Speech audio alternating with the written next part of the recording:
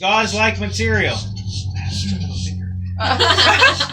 and wrap her wound. In this case, her non-existent one.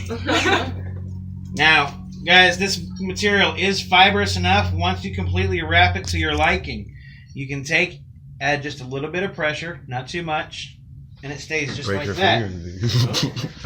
But guys, with any homemade bandage, you need what's called a tourniquet.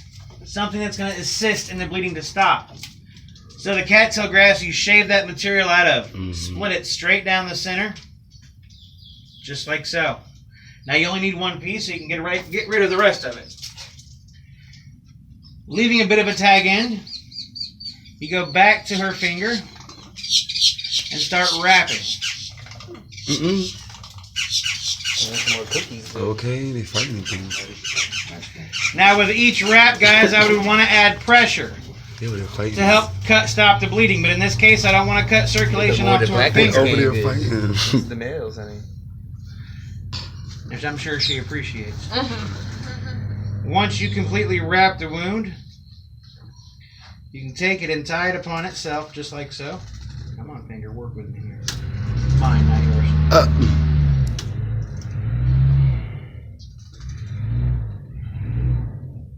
There we go.